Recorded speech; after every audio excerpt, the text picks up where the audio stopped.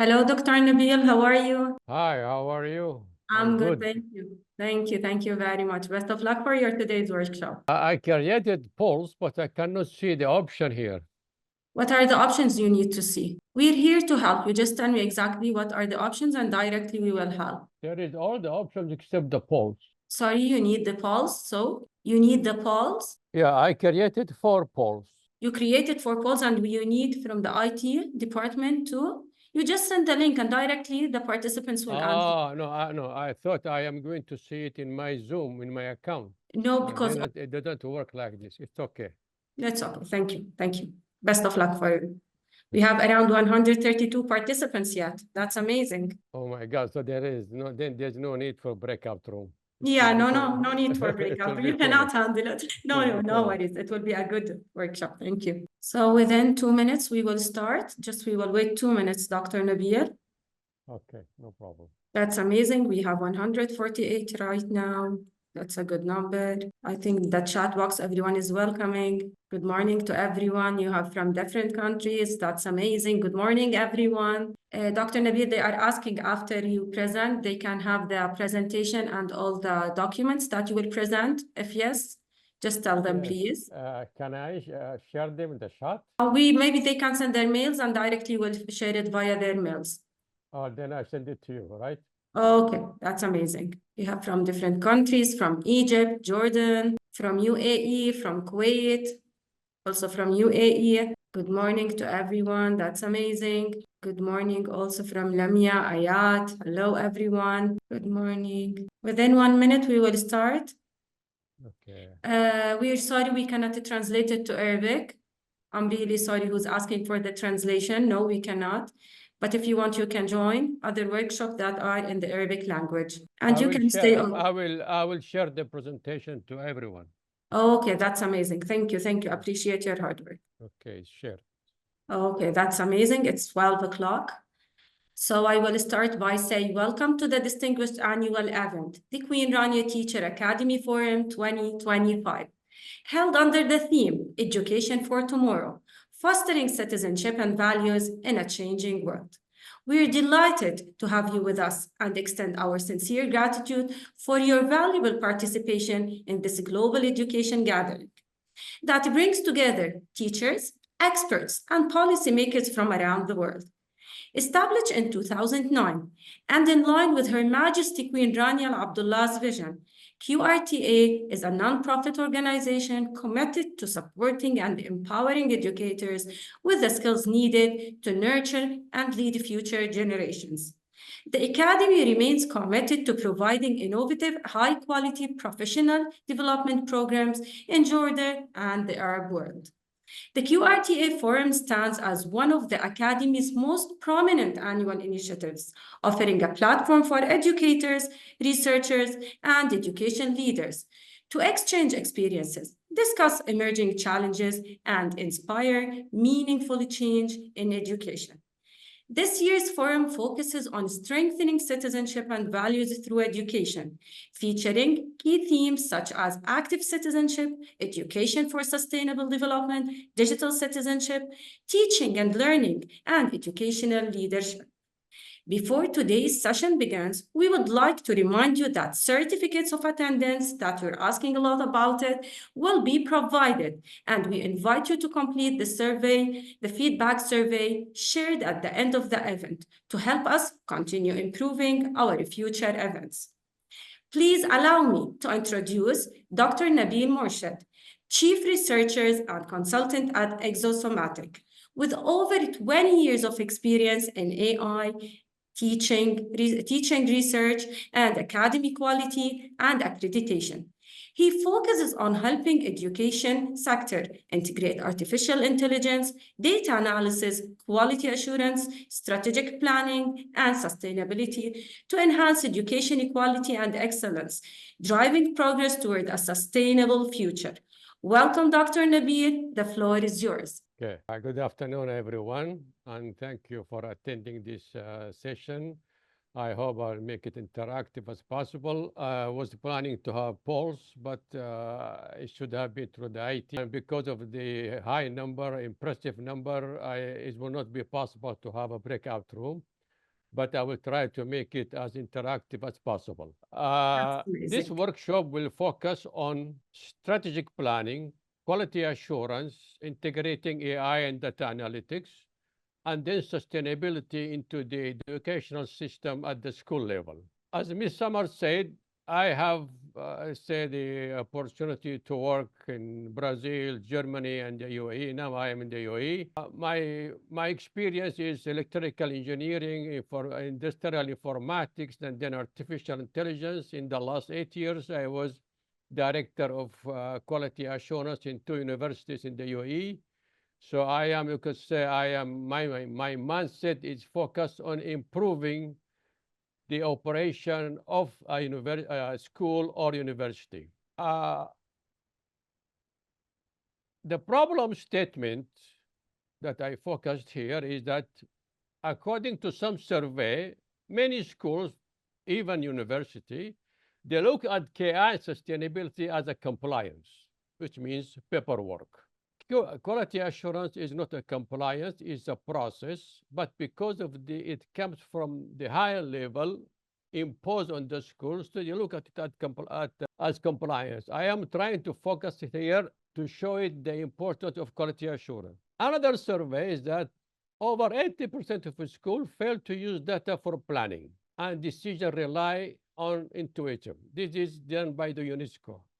A third problem is closing the loop. Less than 15% of teachers close the loops using the data they gathered from the measure. This is a deficiency in the system. In terms of waste of resources and operational costs and carbon footprint, I could say with confidence that most of the schools in all the MENA region, maybe in some of Europe, they are not following the carbon footprint regulations. Why? Because it's not imposed. A summary of it is that we have the risk. I'm not saying it's guaranteed, it's just a risk that student will graduate unprepared for the future. When I say unprepared for the future, you know now the future is going to AI and sustainability.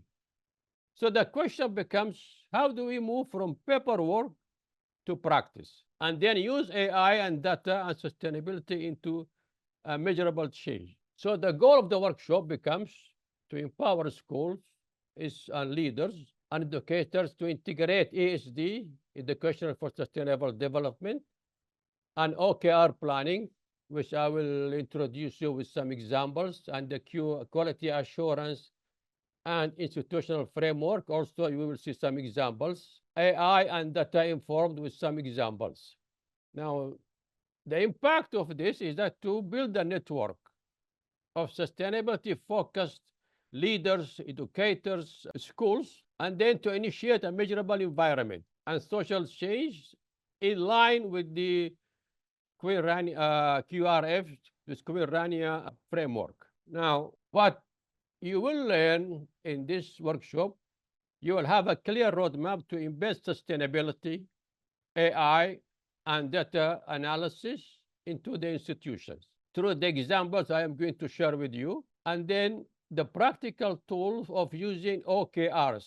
OKRs stand for outcome and key result. It's a type of strategic planning we will see, and an alignment-driven quality outcomes framework, and scenario planning for strategic leadership. All of this will be discussed through examples. Strategies to shift from compliance to continuous improvement. Continuous improvement is the most important part of any educational system, whether a school or university.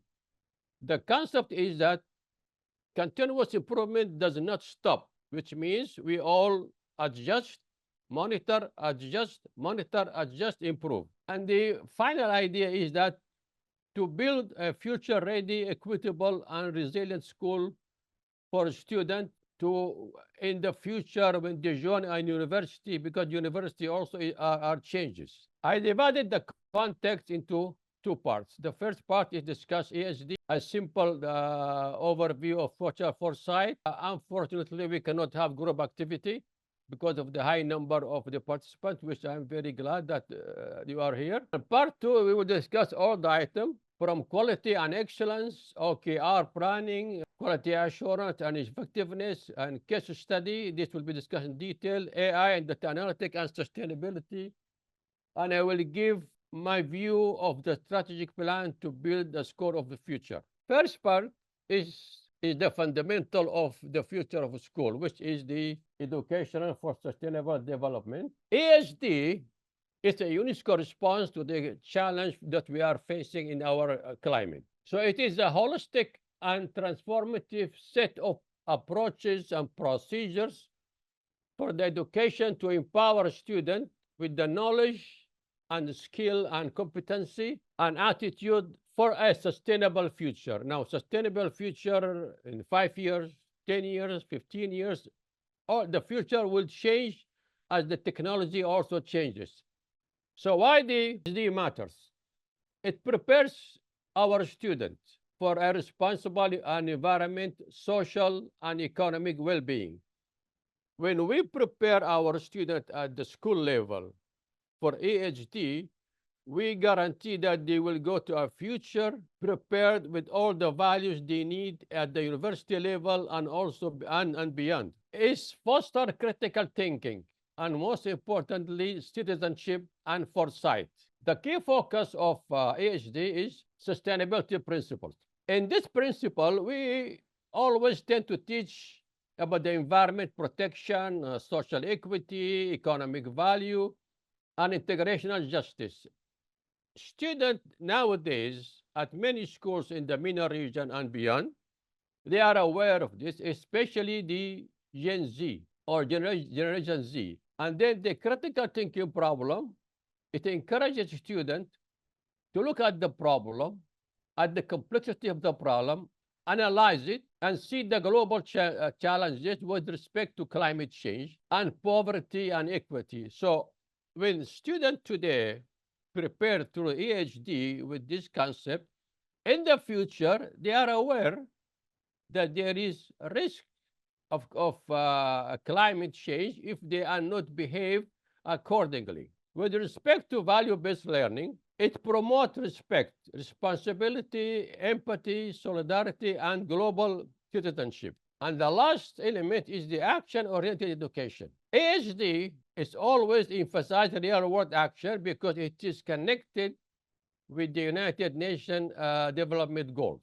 Now, why is the ASD is important? It addresses climate change, which is very critical part in our life today. And I think all of you are aware. Biodiversity. If we are not aware of any biodiversity, we will lose we will bring damage to the environment in 10, 15, or 20 years. It's also important to resource depletion. We need to teach students to value, for example, water, not to consume water as much as they can, just to reduce the consumption of water and the production of waste. And social equity. This is very important part required for informed, responsible citizenship, whether a student or at the school or university level or even beyond. The other part is that it empowers future generation with what? To make sustainable choices, personal, professional, and civic life. So AHD, in another word, is a catalyst to prepare students for the future within this framework. The last part is the foster global citizenship. Well, here is interactive. You could respond this in the chat. If you were responsible for aligning your school to education for sustainable development, what changes would you prioritize? And how could teachers support them as partners, not just leaders? I would say the first changes is to change the curriculum. But changing the curriculum would require first a higher level, which is the strategic plan. And then get students interact with activities, and then the community. I see some messages here. Okay. Now, let's focus here for a while. What is future foresight? It is a complex and vast field that emerged a few years ago, which look at the current situation and see what is going to happen in the future. It's some sort of imagination, okay? But this imagination is built on the past and the current, and then to look 5 years, 10 years, 15 years, what's going to happen. So what are the components? Trend analysis. In trend analysis, we identify social, technological, and economical and environment at the present time, and then we try to foresee the future, what is going to happen. Another element or component is scenario planning. In this scenario planning, we develop multiple plausible future scenarios, stories. This is like a brainstorm.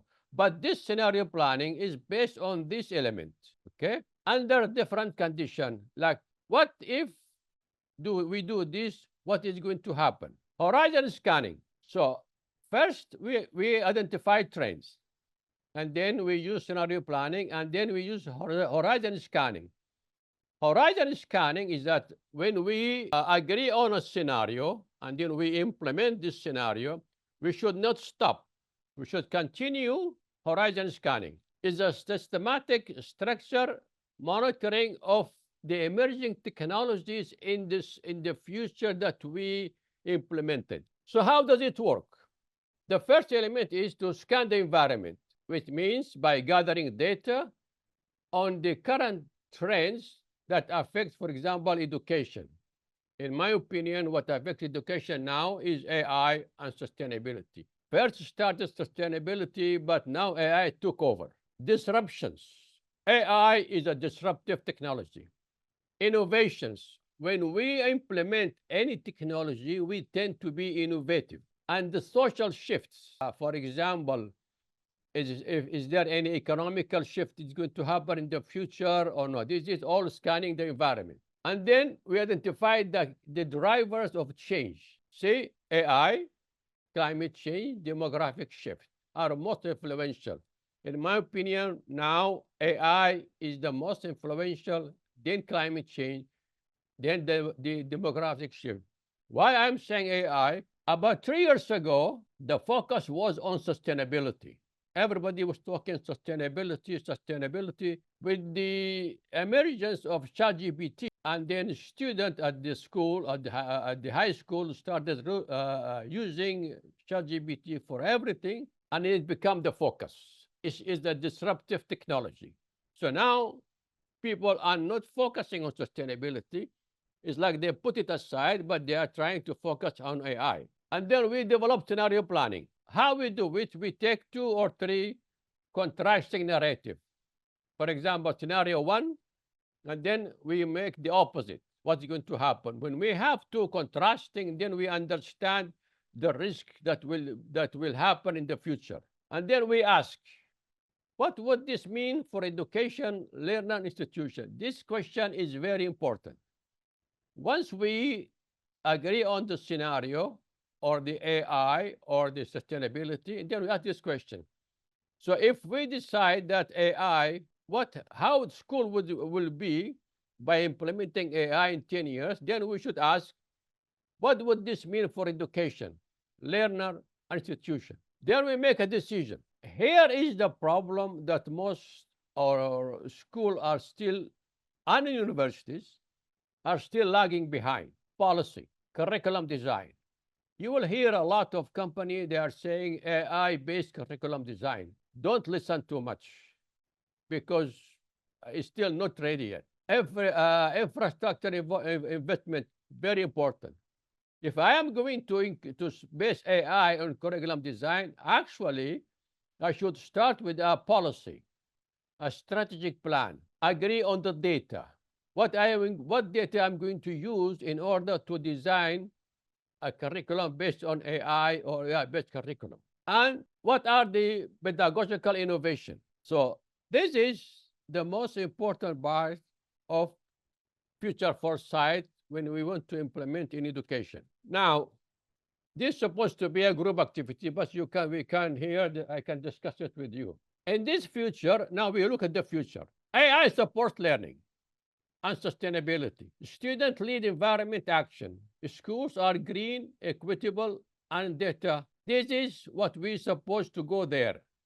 So now we need to design a snapshot of what sustainable AI-enhanced education could look into in 2040. It is too far, but we could just brainstorm and look at how it's going to be. I would say reduce this into the next 5 years or 10 years.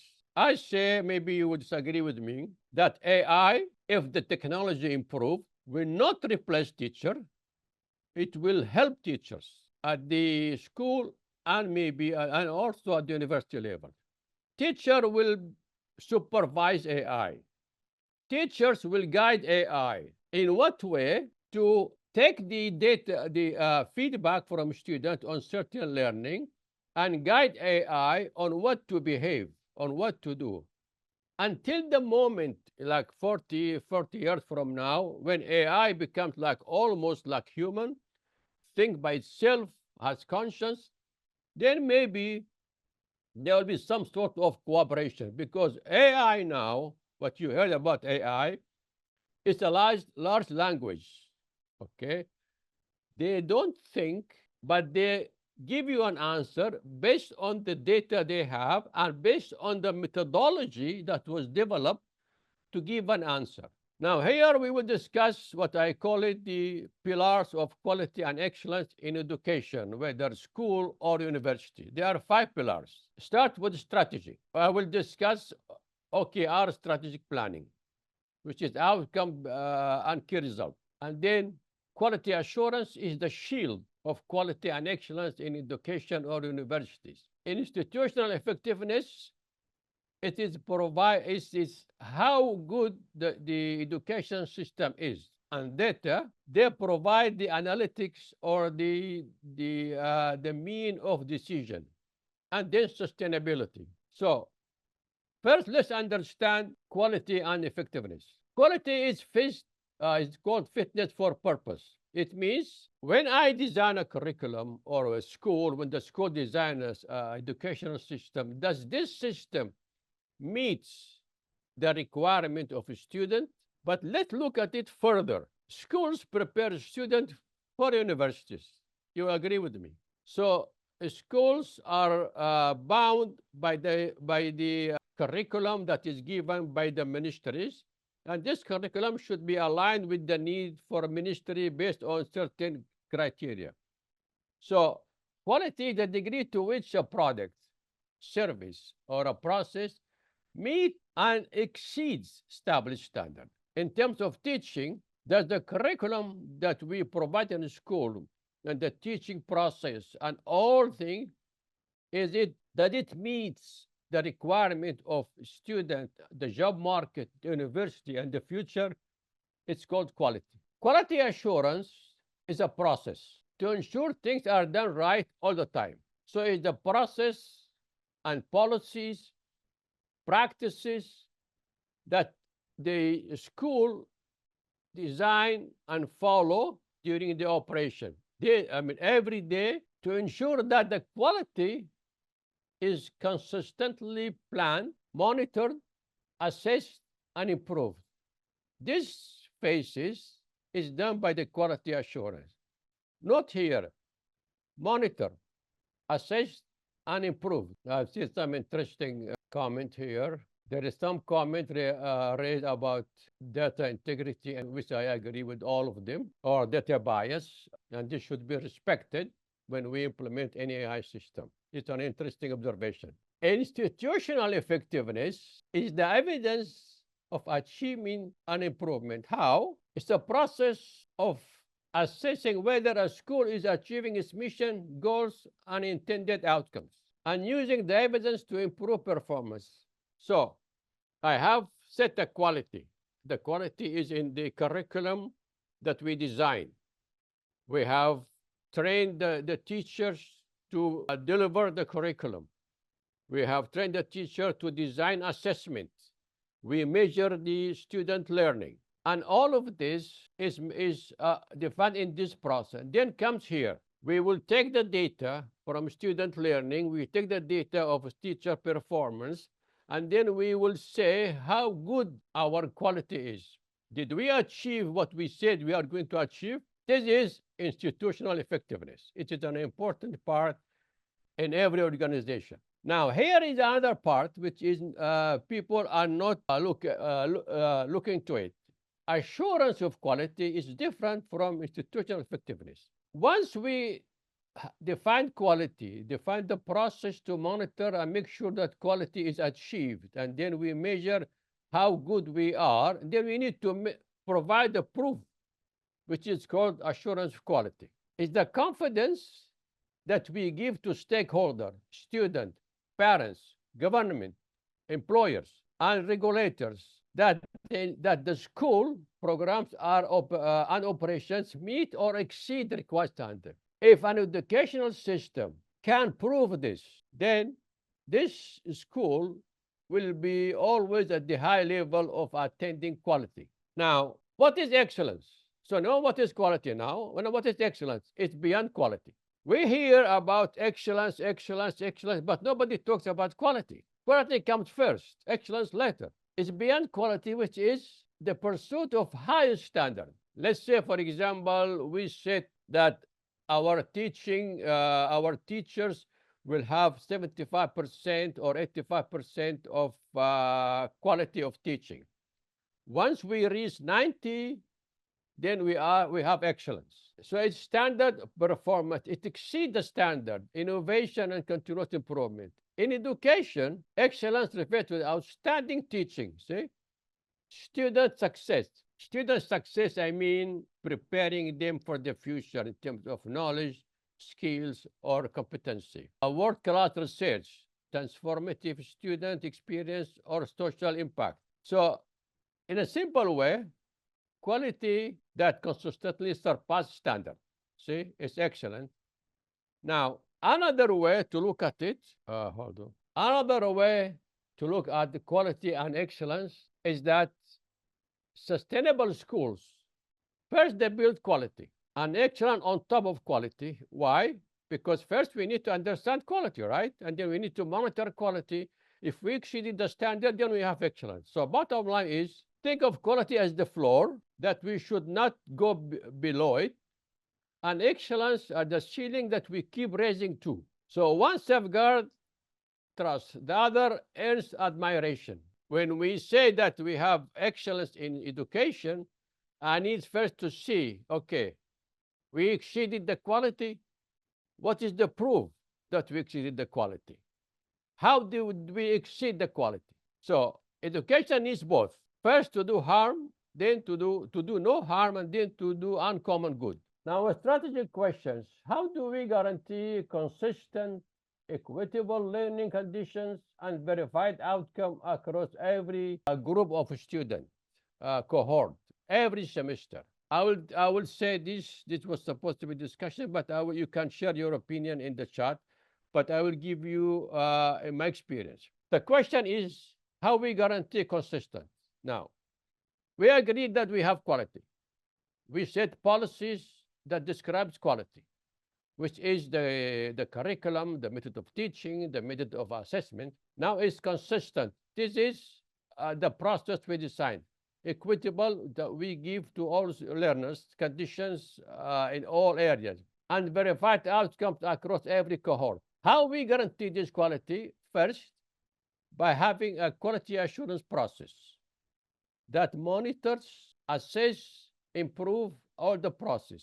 And excellence, how do we pursue distinctive high-impact learning experience? High-impact learning experience is achieved by first guarantee that we have quality, and then monitoring the quality, and then improve it. Okay, so I was supposed to have poultry here. Let me see some the chart. Okay, yeah, it's interesting. So I told you AI is the disruptive technology. Everybody's talking about AI. Now, I would like you here to focus with me because this is very important in school education or university education or any institution. The strategic planning. Without strategic planning, we cannot move from A to B or from B to C. Why we need it? It's the backbone of achieving the quality that we said we want to achieve it, and the excellence. And also, it prepares the institution for challenges and opportunities, challenges during the operation and opportunities in the future. Why it fails? McKinsey and PricewaterhouseCoopers find out that 70 to 80% of strategic plan in schools and university fail. Why? Having many goals, lack of focus. Okay, so I know many universities or schools, they have their strategic plan and then it just become papers. There is no monitoring, there is no improvement, there is no focus on a specific area to solve a specific problem. Another survey is that less than 35% of school use measurable indicators. See, only less than 35. What about the others? To track progress on learning or teaching goals. This is done by the UNESCO. Maybe things have changed now because this is what 3 years ago. But still. And the last one is that 60% of education institution fail to close the loop. This is an important part. It does not matter we have a most sophisticated structure of a school with all sophisticated laboratories and buildings and have a student, everything, and we don't close the loop. What is the meaning of closing the loop? Is that taking the data we measure and improving teaching method, assessment method, or improving the curriculum. There are many types of strategic planning. Here, I will only discuss three. The goal-based, this is the traditional one. So start with the vision and mission, and then they set long-term goals, and they break them into measurable objectives. This is the standard strategic plan. Balanced scorecard is more used for a long term. It translates strategy into KPIs, objective, across four areas: financial, customer, stakeholder, and internal. OKR-based is the most effective one. It's used by Google, Intel. Why? Because it's fast. Objectives and key results. You see from the name, objectives and key results. It defines bold objective, I mean impressive, even if you cannot achieve it, but you define it, and then if you don't achieve it, you say you find out why, and then you change the process. Track progress through measurable result reviewed regularly. So we will see an example from the OKR. Encourages fast agility and accountability. OKR is propagated downward, so that's why it encourages accountability in fast-changing academic and policy extent. Here are the differences. You can look at them later on, since you have the slides. So let's focus on the OKR-based planning. It's a goal setting. It has objectives and key results to align, focus, and drive organizational effort. The component is simple. It should have objective, a clear objective defined, inspirational, and qualitative statement of what you want to accomplish. In this case, you could use a SMART objective. Should be ambitious, time-bound, usually quarterly or annually, and easy to understand. You will see some example. The key result for each objective, you could define 3 or 5 key results. It should be time-bound, I mean specific, to be achieved at a certain point of time. Indicate success, achievement of the objective, and should be quantifiable and could be verified. So here is an example. Objective: improve student engagement across the school. A key result is increase average class participation rate from 60 to 80 by the end of the semester. You see, here is quantifiable, time-bound. It's very important. Key result 2, achieve a student satisfaction score of 4.5.5 on engagement in mid-year survey. Again, quantifiable and time-bound. Here I am sharing with you a detailed discussion how you want to implement an OKR strategic plan. You start with the vision and mission. Okay, let's analyze this step by step. You turn your vision and mission into actionable measurement. Okay, so from the vision and mission, the schools define the annual strategic priorities. These are not goals, these are priorities. And then translate the priorities into annual OKR. And then see, here is the most beautiful part of OKR planning. This is propagated downward to the department or team. and then broken down to individual OKRs. And then you measure, analyze, target achieved, yes, repeat the cycle. Not achieved, go back again and change the OKR. Okay? So here, example. This is the vision of a school. Every student thrives as a confident, critical thinker and compassionate citizen in a global society. The mission would be to provide safe, inclusive, and academically rigorous environment for all students, where all students develop intellectually, socially, and emotionally. 3 areas through innovative teaching. See now, 3 areas. How? Innovative teaching, not just any teaching. And meaningful learning experience. Innovative and meaningful, this is very critical part of the mission. What are the strategic priorities? Improve student engagement and belonging. Strengthen literacy across all subject area. Enhance teacher use of formative assessment. Say, improve student engagement. It is rigorous environment where all students develop. See, this is came from develop intellectually, socially, and emotionally. Strengthen literacy across all subjects. This is innovative teaching and meaningful learning experience. This is the last 2. So here is an example. Annual school-wide OKR, object and key result.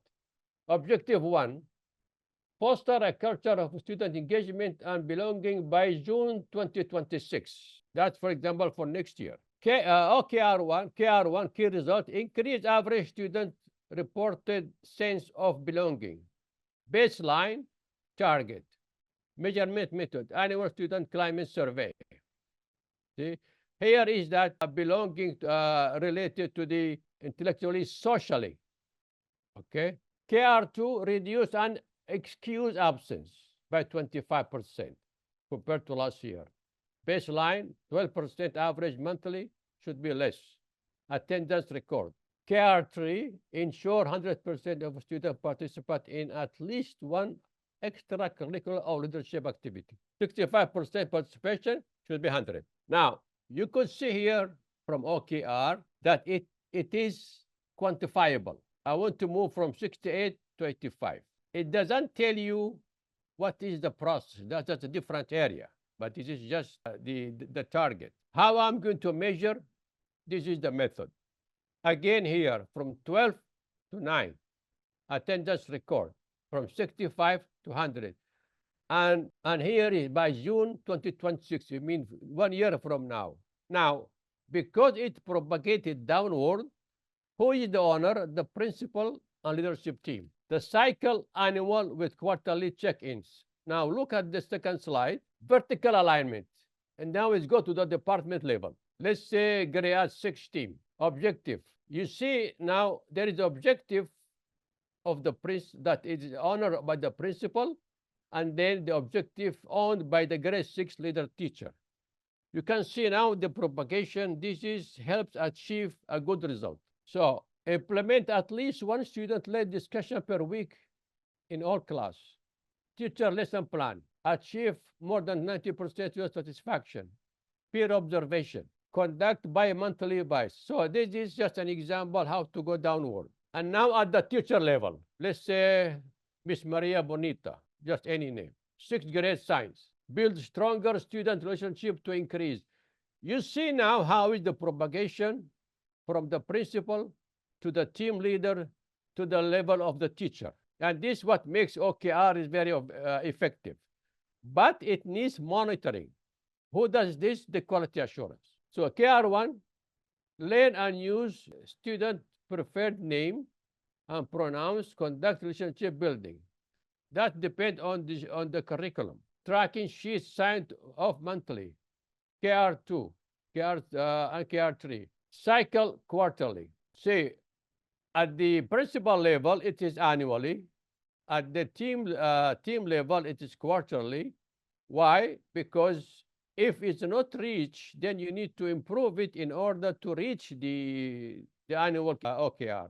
It's supposed to be another breakout room, but it was not possible. Now, we discussed ASD. It is a framework of including sustainability, belonging, social equity, etc. How? Now we define the strategic plan. From AHD or any other focus, the school defines a strategic plan with OKR or another plan and then propagates. Now comes the monitoring. Without a quality assurance framework, I will not know, or the principal will not know, if the school achieved its result. So it's a system that ensures school continuously monitor, evaluate, improve teaching and learning, and operation by aligning what goals or OKR policies, outcomes with national and international standards. Policies is the policy of the school. Outcomes with the national that is required by the ministry. International other standards like Cognia or any standard like I think in Jordan is TAG Edu. Why it matters? It makes us and hold every person accountable and guarantee continuous improvement. Align strategy, resources, and outcome. Okay, it's very important. Turns data into action through evidence-based decision making. So I am talking about here institutional effectiveness.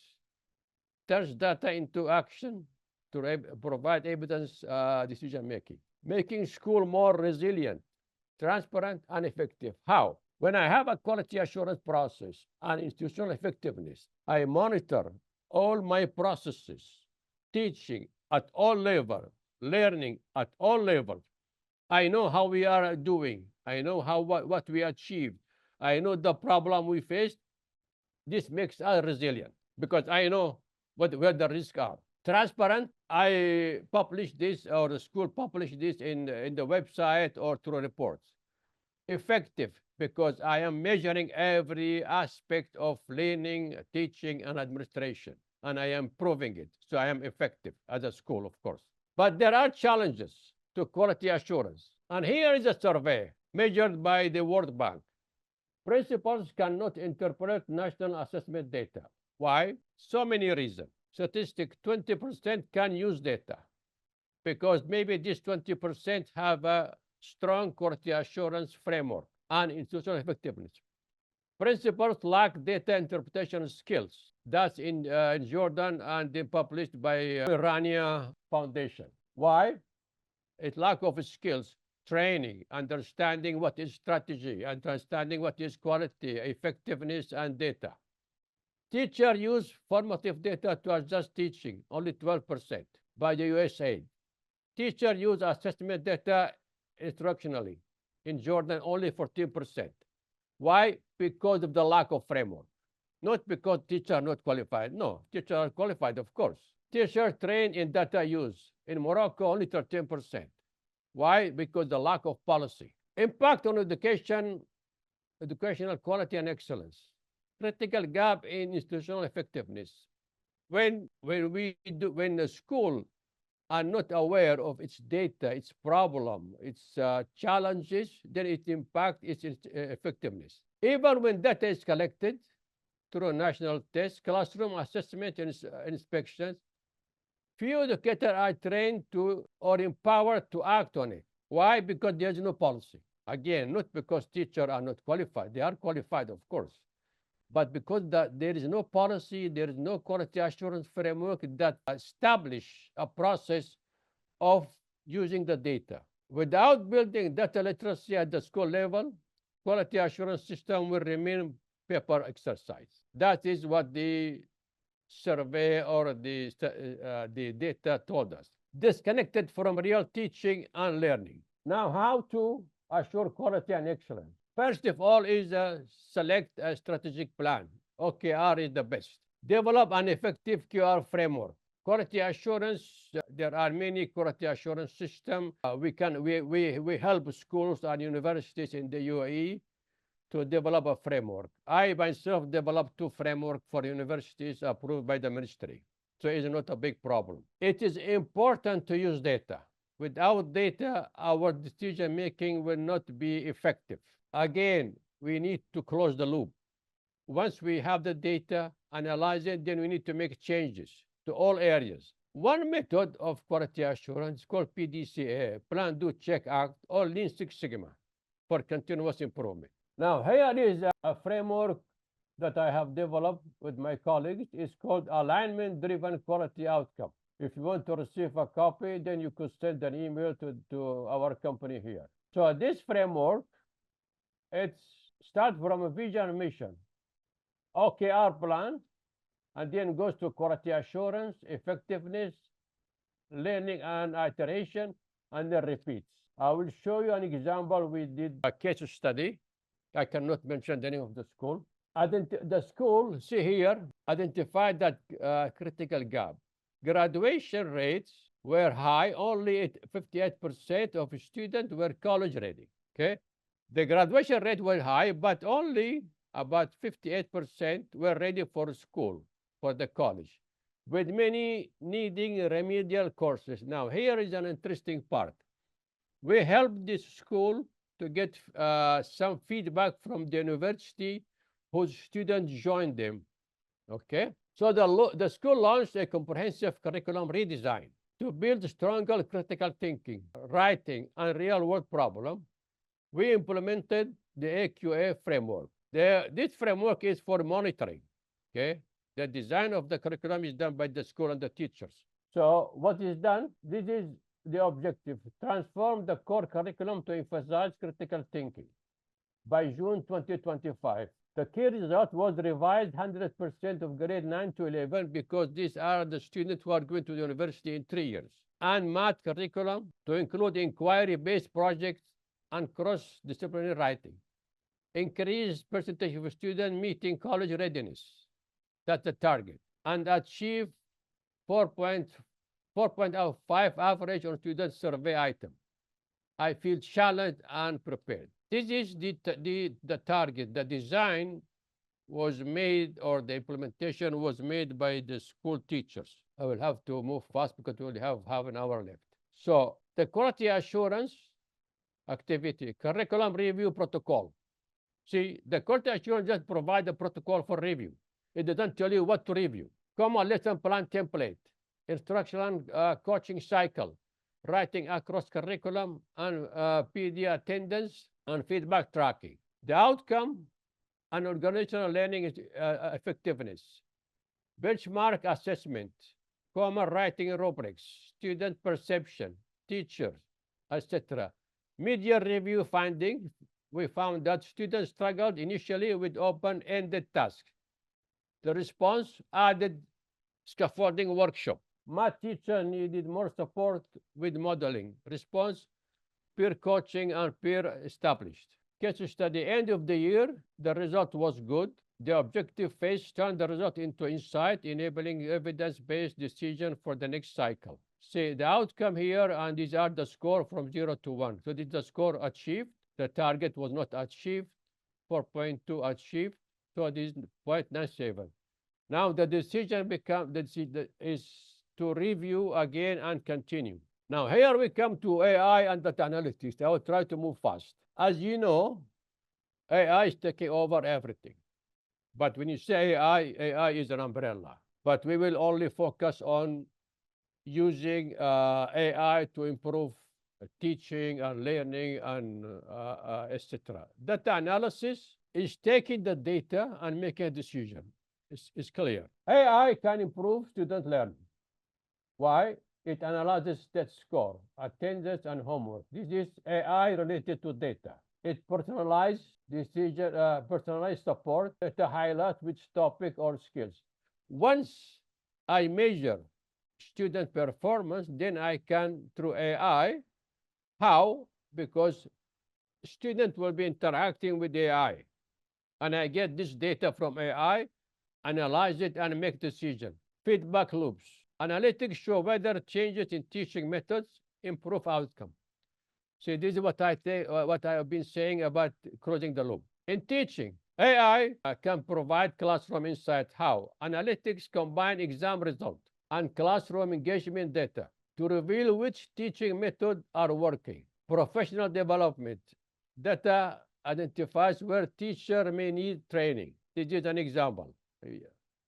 Curriculum alignment also analytics, data analytics, where the AI tracks the learning. Now, I'm going to ask you these questions, and I have the answer. Are you monitoring this? Not all schools are monitoring this, not even in the universities.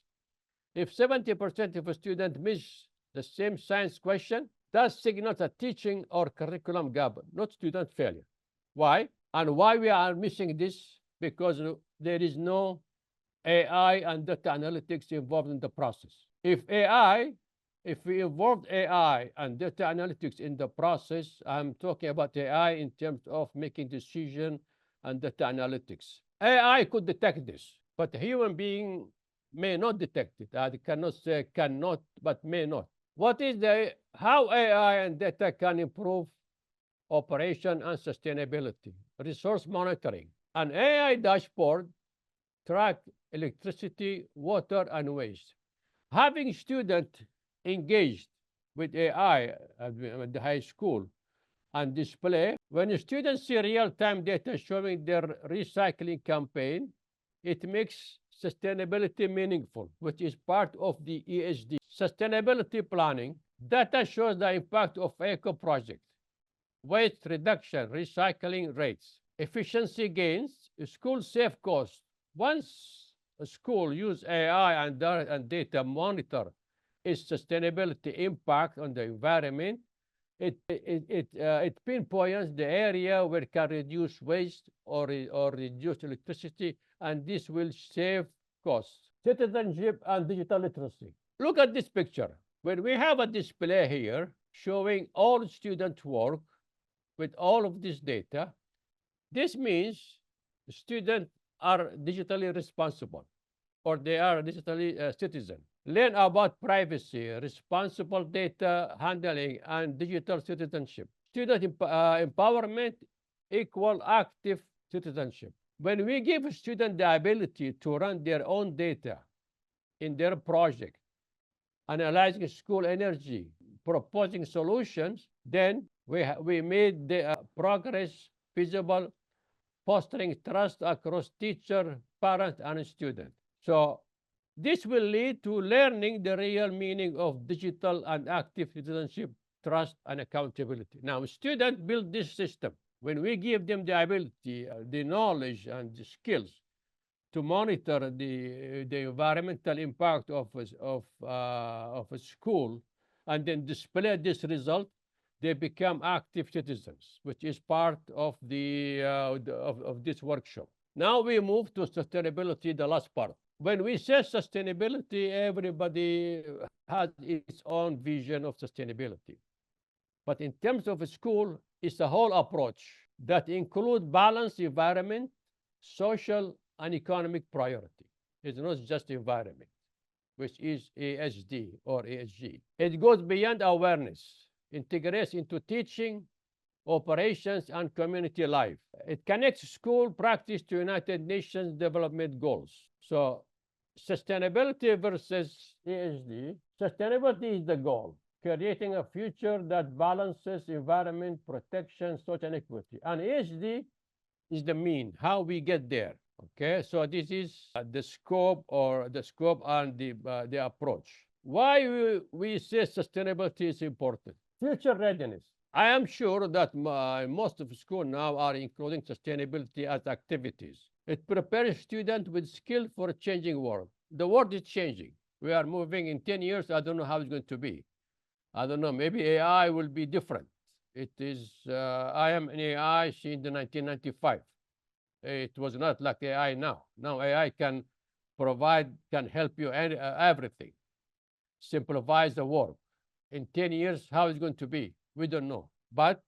And it's sustainability. If we are not following the focus of sustainability, we are not preparing students for the future, they might get shocked. It builds citizenship and values into student responsibility and provide them with empathy and active engagement with this environment. With terms of reputation and compliance, it aligns school with national education reforms and global expectation. A school that is including sustainability, not just in its curriculum, but in its operation, reducing the impact of the environment in terms of the carbon emission, this school will be aligned with the national education reforms and also the international. It will reduce cost and increase efficiency, reduce waste. How am I going to reduce waste if I don't monitor the waste? How am I going to increase energy efficiency if I am not monitoring the efficiency? How am I going to reduce operational costs if I am not increasing efficiency and reducing waste? This is part of sustainability and carbon footprint. So that is why sustainability is very important for the school, the student, and society. How to implement sustainability? This is the last roadmap. We start with the leadership commitment through strategic plan. Embed sustainability in the school vision, strategy, and policy. It will not work if sustainability is not embedded here first. And then curriculum integration with the Sustainable Development Goal of United Nations.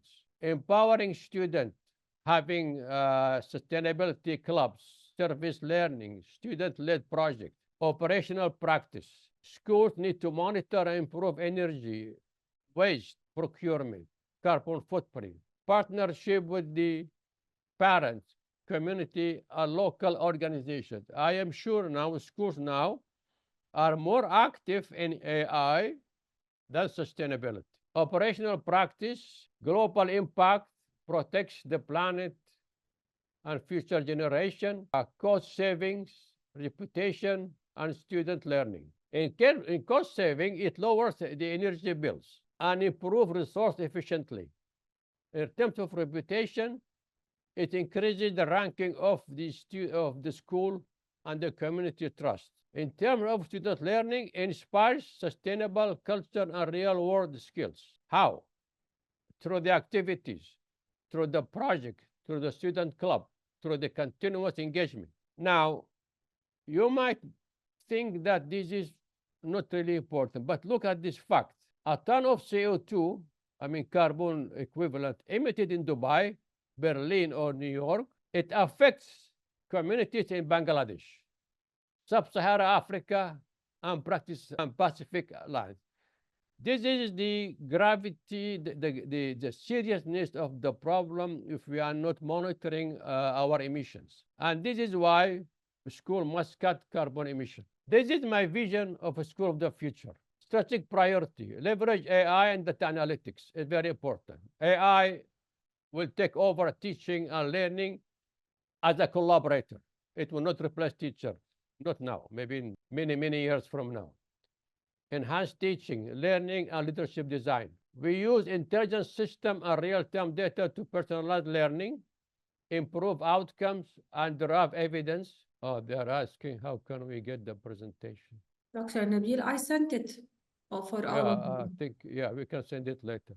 Yeah. I have sent it already. Embed sustainable development goals across the curriculum. This will prepare students as a global citizen. See, AI and data analytics, sustainability, achieve operational environment sustainability, transform the school physical and administrative operation to minimize ecological impact, build a future equitable and resilient educational system. In summary, to lead a sustainable educational excellence, first we need to empower learners as change maker at the school level. We should start maybe grade 6, 7, in the level that is easy to improve.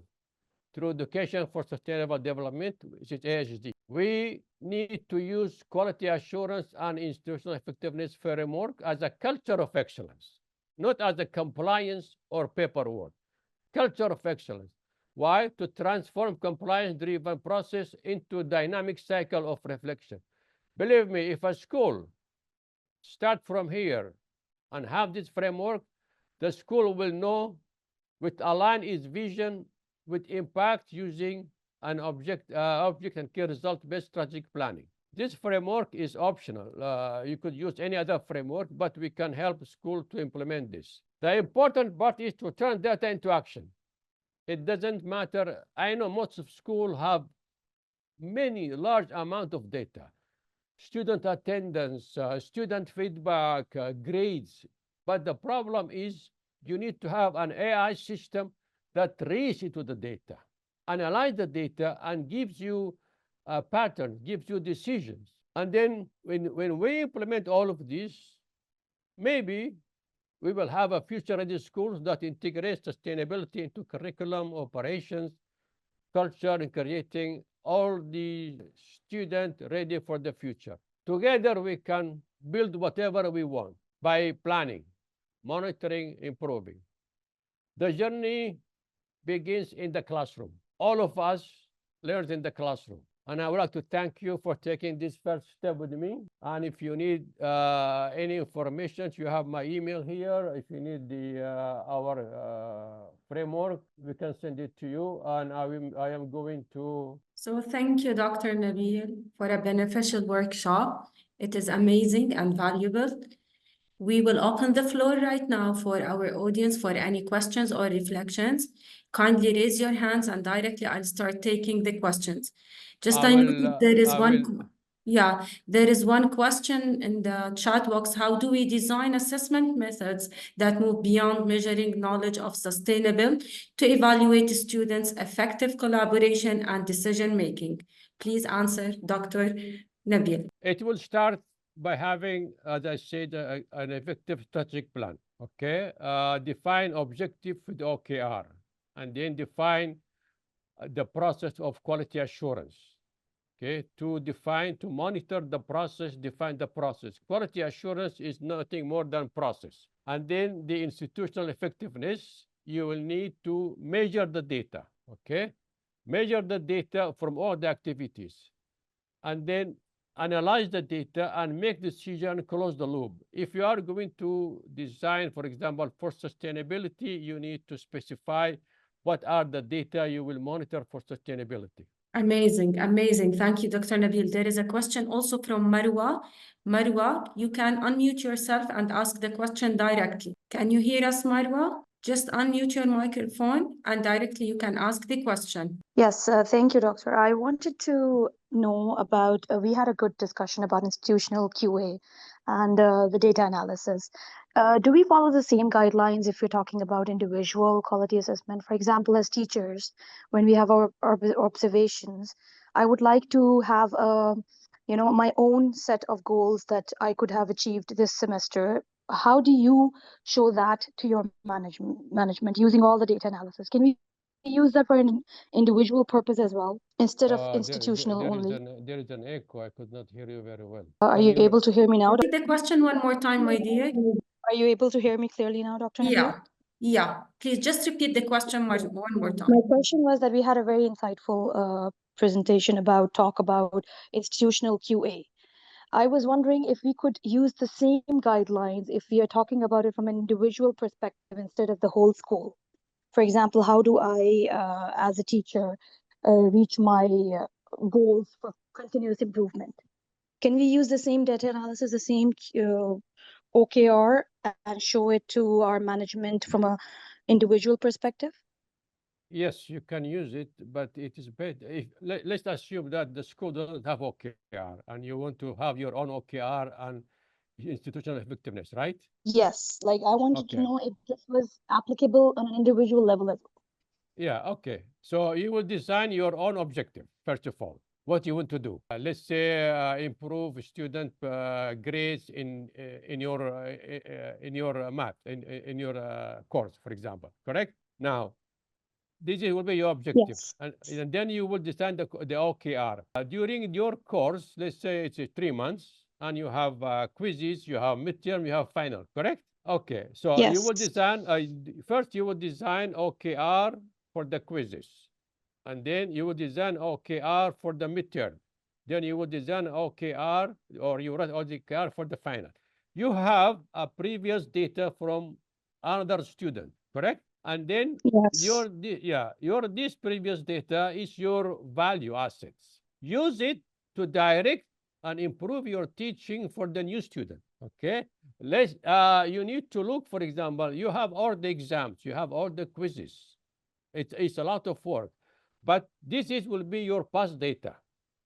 Use this as the reference. And then let's say, for example, in the previous year, though it was different student or maybe the same student, in the previous year, the score was like 50% in one of the question or two of the quizzes, or 75%. And you want to improve it to 80%, correct? Now, the question is now how? That will be up to your method, how you are going to improve your method. Okay?